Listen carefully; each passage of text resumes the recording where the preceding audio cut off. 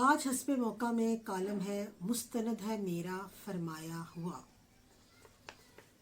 ये एक जिंदा जावेद हकीकत है कि पाकिस्तान दुनिया की वो वाहिद ममलिकत है जो इस्लाम के नाम पर हासिल की गई है।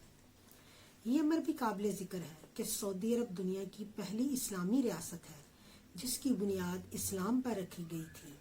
इस लिहाज से पाकिस्तान दुनिया की दूसरी बड़ी इस्लामी रियासत है। इसे इस्लाम का किला भी करार दिया जाता है। इसके क़याम में पेश नज़र मकासिद में सबसे अहम यही था कि ऐसा किताए ज़मीन हासिल करना जहाँ इस्लाम को कमज़ोर होने से बचाया जा सके।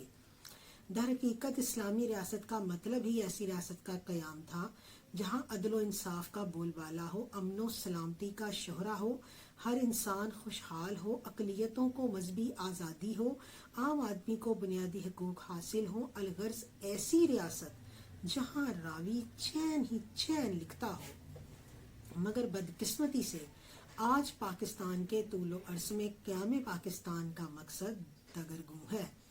आज एक जमहूरी दौर है जिसमें हुक्मरान अपने कौलो फेल को मुस्तनद मनवाना चाहते हैं और जो नहीं मानता उसे इबरत बना देना चाहते हैं।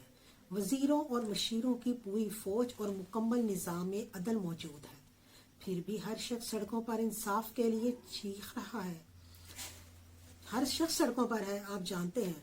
फैसले भी इल्तवा का शिकार हैं और निज़ाम जंग आलूद होने जाने की वजह से चलने से कासिर है। मगर आज मैं जमहूरी तौर पर कुछ नहीं कहूँगी, लिखूँगी। ज़रा गुज़रे ज़मानों की बात हो जाए। बात हो रही थी बादशाहत की तो मुझे एक बादशाह का किस्सा याद आ गया। पुराने वक्तों में हर तबीयत का बादशाह गुजरा है। मुनसिफ, जाबिर, जालिम, खुदा तर्स और जैसे इनके आमाल थे वैसे उनके अंजाम भी हुए, क्योंकि ये कानून फितरत है कि इंसान जैसा बोता है वैसा काटता है। गुजरे ज़मानों की बात है कि एक बादशाह था जिसके अदल व इंसाफ का दूर दूर तक शोहरा था, जिसके अहद में शेर और बकरी एक घाट में पानी पीते थे। किसी ताकतवर में भी इतनी जुर्रत नहीं थी कि वो मुजरिम को बचाने के लिए सिफारिश करे। एक दफ़ा का जिक्र है कि बादशाह का बेटा शिकार खेलकर वापस आ रहा था। शहजादे की तबीयत में काफ़ी हद तक अल्हड़पन और बेनियाजी मौजूद थी, जो कि अक्सर शहजादों की तबीयत का खासा ठहरती है। शहजादा फतह से सरशार गलोरी चबाता हुआ हाथी पर सवार गुनगुनाता हुआ जा रहा था कि एक घर में किसान की बीवी थी। गरीब की झोंपड़ी का नक्शा हाथी पर बैठकर और वाजिया हो गया था। शहजादे को शरारत सूझी और इसी तरंग में पान की गिलोरी उस औरत पर थूकी, फिक्रे कसे, बल्कि दस्तराजी की भी कोशिश की। वो गरीब औरत सहम गई और रोने लगी और शहजादा कहके लगाता गुनगुनाता हुआ चला गया।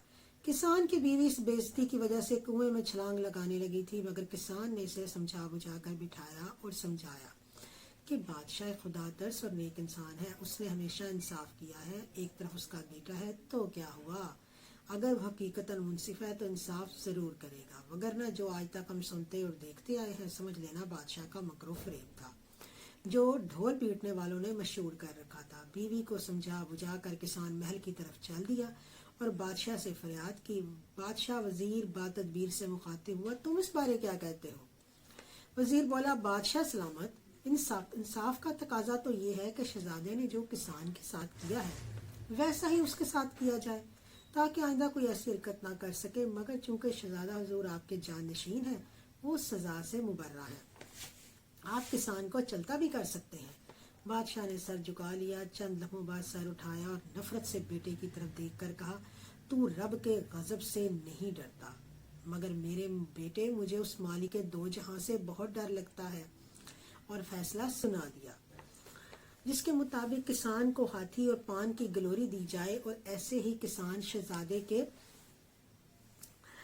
जो महल की तरफ जैसे वो उसकी ऐसे ही किसी शहजादे के महल की तरफ से गुजरे और शहजादे की बीवी को उसके सामने किया जाए और जो उसने किया वही वो सब कुछ दोहराया जाए, वो सारी बात। इस फैसले के होते ही सब पर को तारी हो गया और सब दरबारी बोल उठे, ए वक्त के बादशाह ये मुनासिब नहीं है, सजा पर गौर किया जाए और इस आदमी को सजा दी जाए।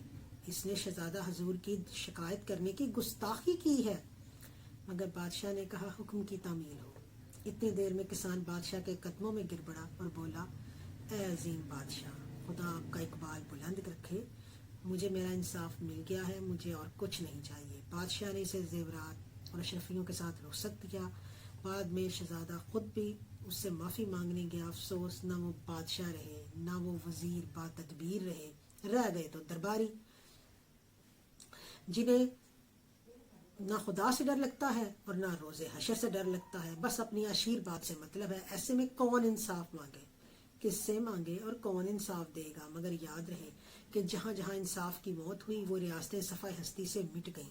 آج اگر ہمیں قیام پاکستان کے مقاصد کو پورا کرنا ہے تو انصاف کے تقاضوں کو پورا کرنا ہوگا، اور کالے قوانین کا سہارا لیتے ہوئے اپنی کرسیوں کو محفوظ کرنے کی بجائے نظام عدل کو شفاف اور آزاد کرنا ہوگا، کیونکہ عدل ہی خوشحالی کا ضامن ہے۔ کہا جاتا ہے کہ ایک بادشاہ نے ایک دانشور بزرگ سے کہا کہ ایک ایسا حکیمانہ قول لکھ کر دو جو میری رہنمائی ریاستی خوشحالی میں کرے۔ اس نے لکھ کر دیا، باپ مر جاتا ہے، کوئی میرے جیسا تھا نا، تو اس نے اس کو کہہ دیا، تو اس نے لکھ دیا باپ مر جاتا ہے، بیٹا مر جاتا ہے، پوتا مر جاتا ہے۔ بادشاہ بہت خفا ہوا کہ یہ کیا لکھ کے دے دیا، میں نے خوشحالی کا راز کہا تھا۔ اس دانشور بابا نے کہا عالم پناہ، میں نے وہی لکھا ہے، اگر آپ کا پوتا پہلے مر جائے یا بیٹا آپ سے پہلے مر جائے تو آپ پر مصیبت ٹوٹ پڑے گی، لیکن اگر یہ ترتیب ایسے ہو جیسے میں نے بتائی ہے تو یہ فطری عمل ہوگا، کیونکہ فطری ترتیب میں ہی خوشحالی ہے اور سکون ہے۔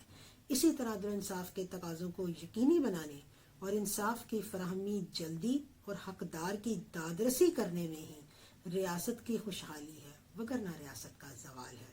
اور یہ نوشتہ دیوار ہے کہ ایسی ریاست زیادہ دیر نہیں چلتی، زیادہ دیر چل ہی نہیں سکتی جہاں کے حکمرانوں کا طرز حیات کہہ لیں یا وتیرہ کہہ لیں یہ ہو کہ سارے عالم پر ہوں میں چھایا ہوا، سارے عالم پر ہوں میں چھایا ہوا، مستند ہے میرا فرمایا ہوا۔